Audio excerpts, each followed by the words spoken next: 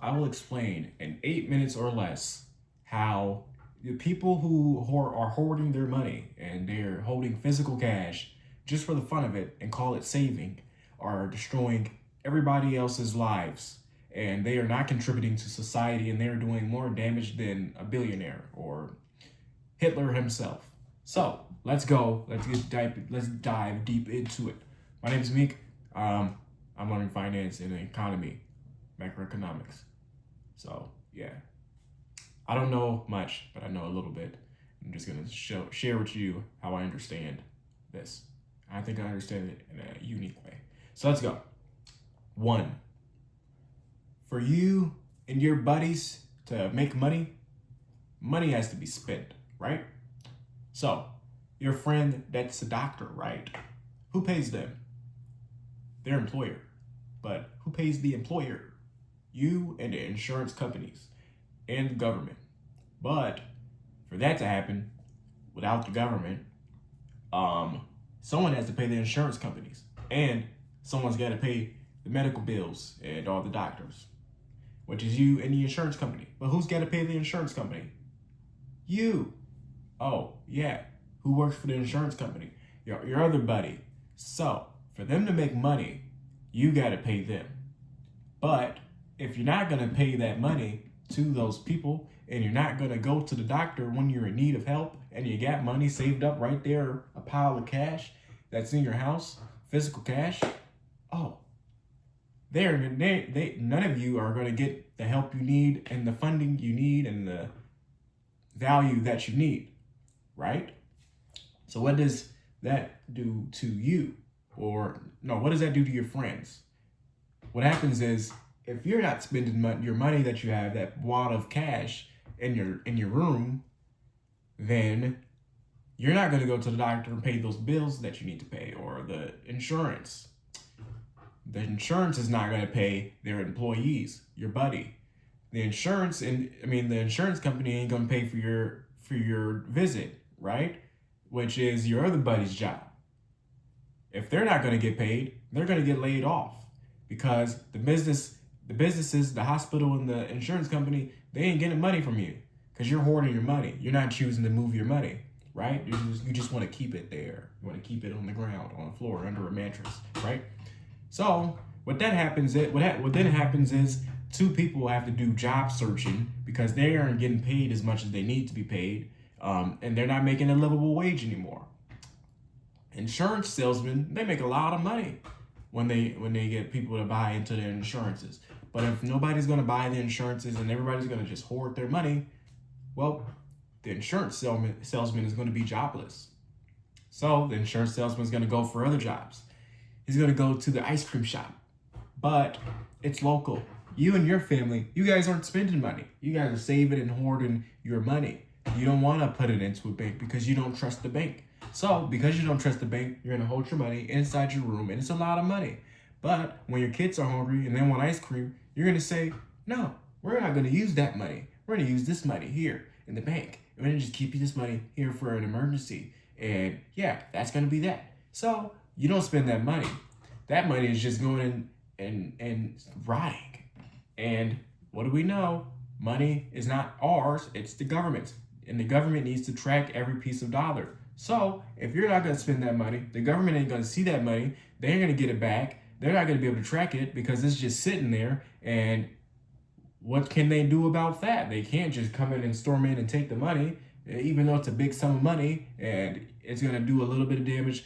But a lot of people do this, hoard their money in physical cash. So what that does is the government can't track money. Then the government can't do what? Because they're not getting that money back in taxes because you're just saving it. It's been sitting there for 10 years. Because they can't tax that money, because they can't get it back because you're not spending it, because they can't get a piece of it because you're not spending it or putting it anywhere, then they have to resort to lending less money. So your friend wants to buy a house because he's homeless and he's got a job, but because you're not spending your money and the neighbors downstairs isn't spending their money, oh, the government can't track the money. So if they lose sight of the money, they're gonna freak out. They're gonna stop giving out money because people are saving the money and they're just keeping physical cash. Now the government doesn't want to give out money.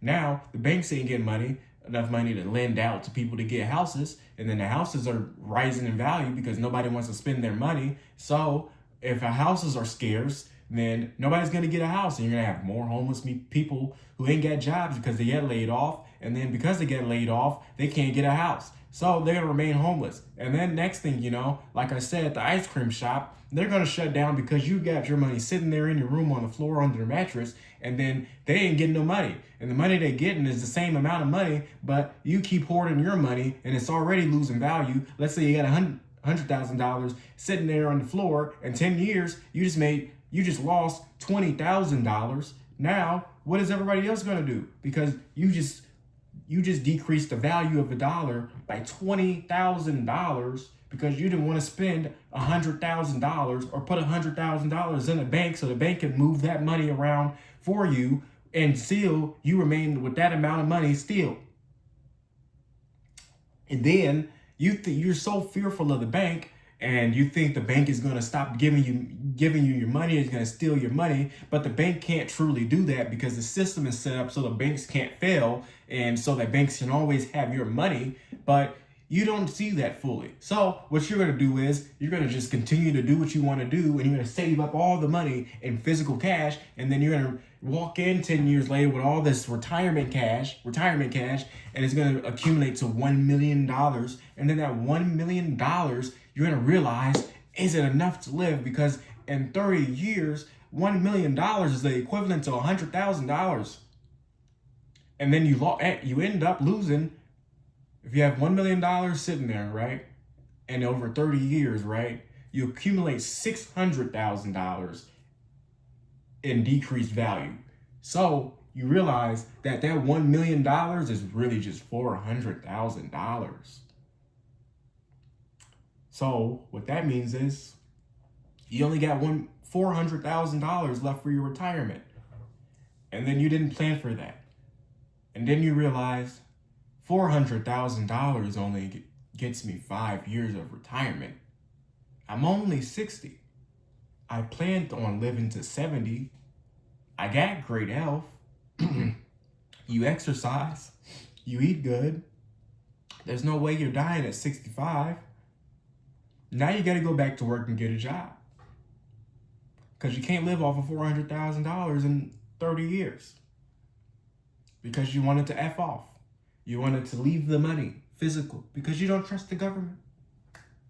And then your friend Beak, who puts all his money into the banks, and he knows that he needs to spend money, or at least give money to the bank so that money can be spent and transported and traded 24/7.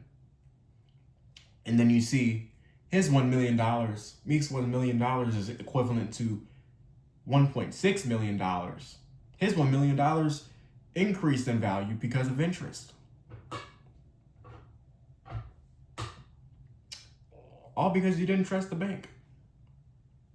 Your $1 million turned to $400,000. You are no longer a millionaire on paper. On paper, you're a millionaire because you still have the $1 million, but your $1 million is equivalent to $400,000. So yeah, guys, please don't hoard your money. I already made a video, the last one, and I didn't do this in 8 minutes or less. I did it in 9 minutes. But yeah, goodbye. Do not hoard your money, because you will get messed up.